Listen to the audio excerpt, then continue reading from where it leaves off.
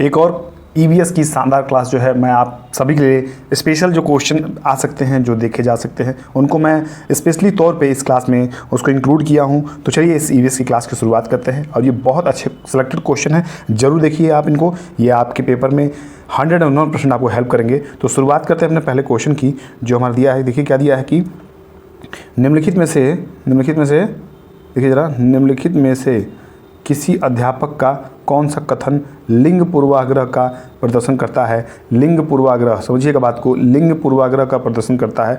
तो इन चारों ऑप्शन में उन चीज़ को देखिए कि जो लिंग जो पूर्वाग्रह है उसको जो है वो प्रदर्शन कर रहा है, उसको संकेत कर रहा है। तो इन चारों ऑप्शन को हम पढ़ लेते हैं और फिर समझते हैं।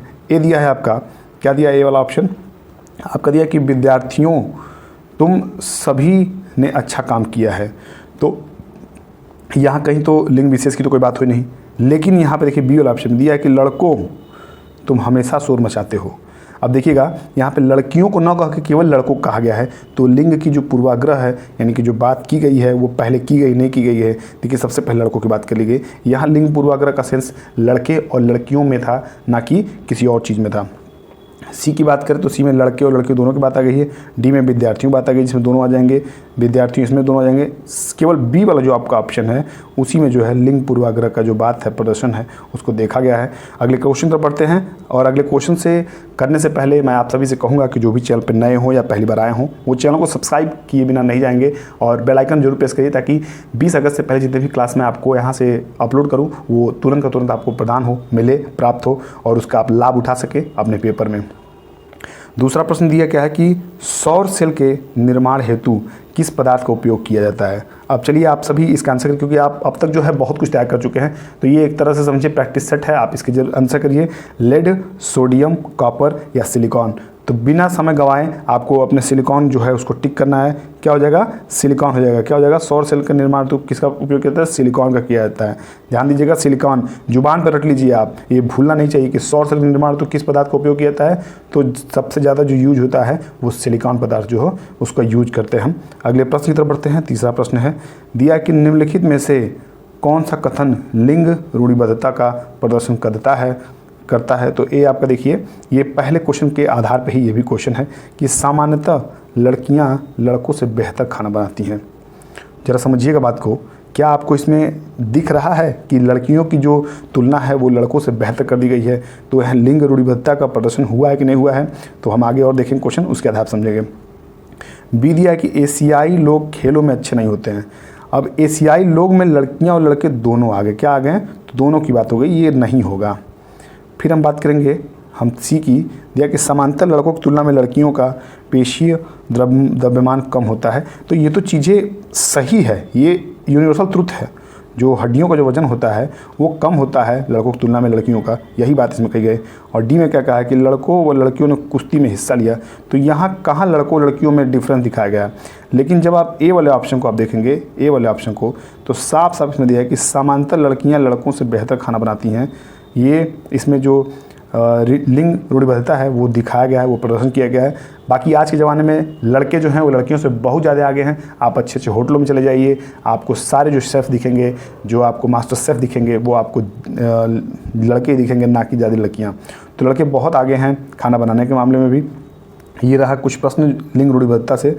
अगला प्रश्न देखते हैं क्या दिया है कि नर चिड़िया बहुत सारे सुंदर बनावट वाले घोंसले देखिए ज़रा, नर चिड़िया बहुत सारे सुंदर बनावट वाले घोंसले बनाता है और मादा चिड़िया इसमें से सबसे बढ़िया घोंसला अपने अंडे देने के लिए चुनती है। अब समझिएगा, एक नर चिड़िया है जो बहुत सारे सुंदर बनावट वाले घोंसलों को बनाते हैं। जो नर चिड़िया होते हैं वो बहुत सारे सुंदर जितने घोंसले होते हैं अच्छे अच्छे बनाते हैं।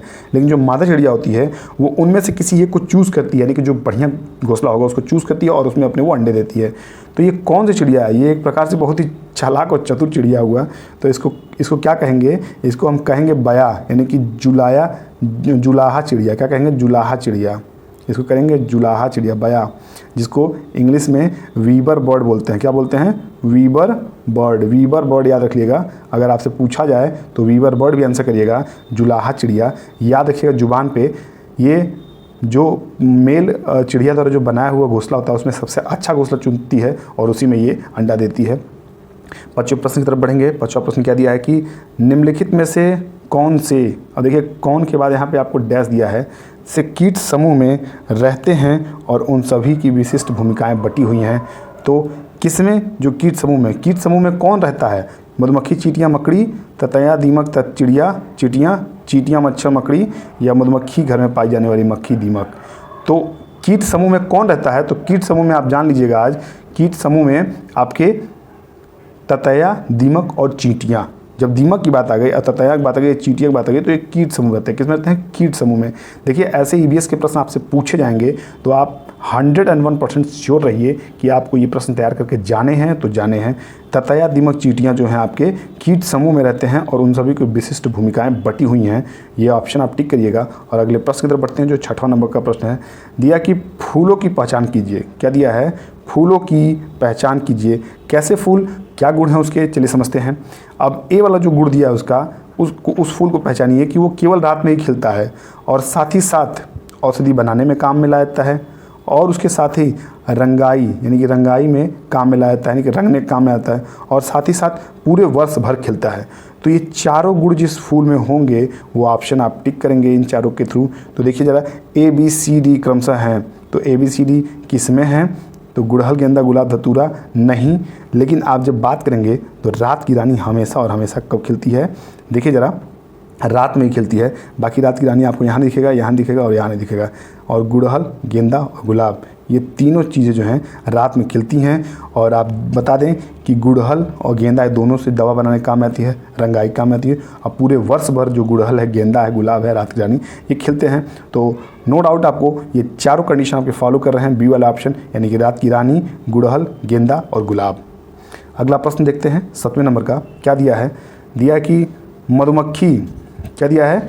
मधुमक्खियों के छत्ते, मधुमक्खियों के बारे में निम्नलिखित में से कौन सा कथन सही नहीं है?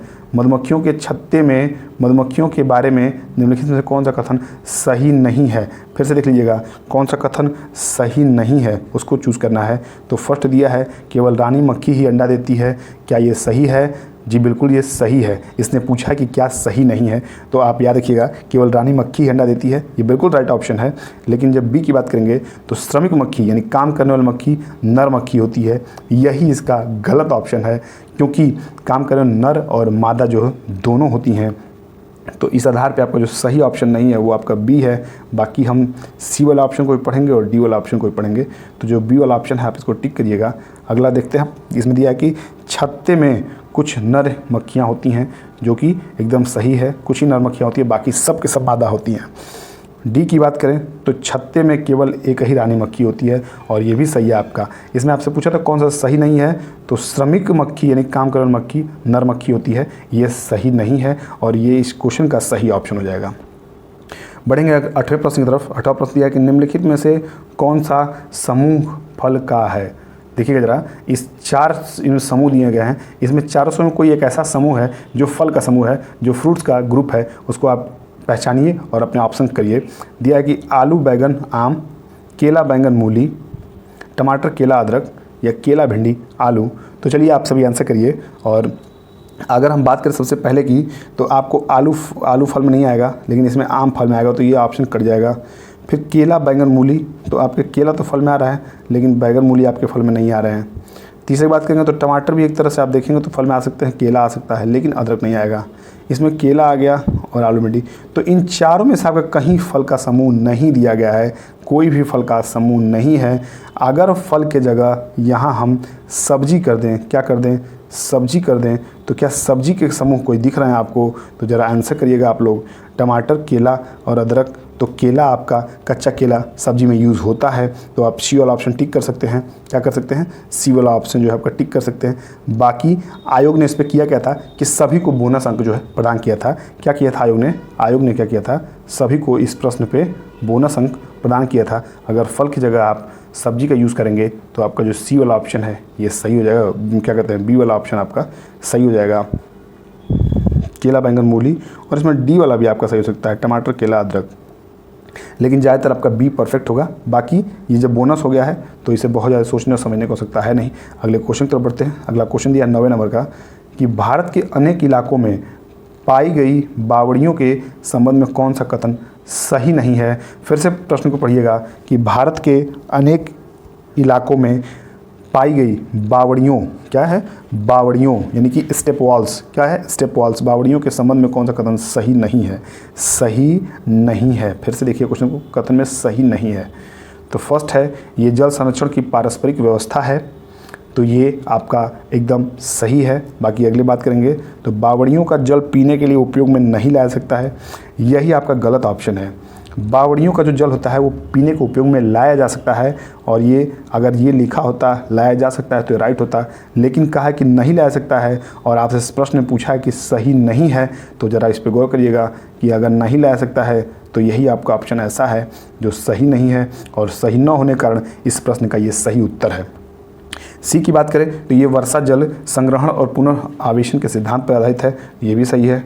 बाकी डी की बात करें, इनका उपयोग सामुदायिक संसाधन के रूप में किया जाता है, ये भी सही है। तो जो आपका गलत ऑप्शन है वो आपका बी है, जो इस क्वेश्चन का सही ऑप्शन है। इस क्लास के आखिरी प्रश्न पे हम हैं, 10वें प्रश्न पे। ऐसे ही प्रश्न आपको देखने को मिलेंगे 10-10 करके। मैं 20 तक 19 तक के कम से कम आपको 20 क्लास जो है EVS की ऐसी करा दूंगा जो क्वेश्चन मोस्टली रिपीटेड हैं।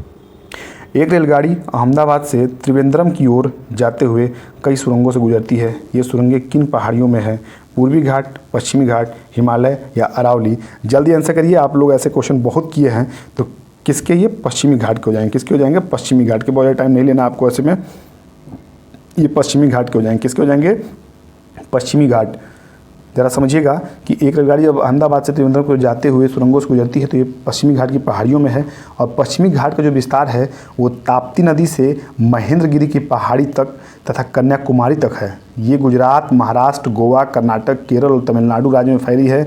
अनायमुड़ी पश्चिम घाट की सबसे ऊंची चोटी है। क्या है, अगर आपसे पूछा जाए कि पश्चिम घाट की सबसे ऊंची चोटी, तो आप जल्दी से जवाब दीजिएगा अनायमुड़ी। क्या देंगे आप, अनायमुड़ी। अनायमुड़ी आप अपना आंसर टिक करेंगे, और ऐसे प्रश्न आपसे पूछे जा सकते हैं, तो ज़रूर बी अवेयर रहिए ऐसे प्रश्न पूछने के लिए। अगर आपसे एग्जामिनर करता है तो आप उसको टिक करके सही आएंगे।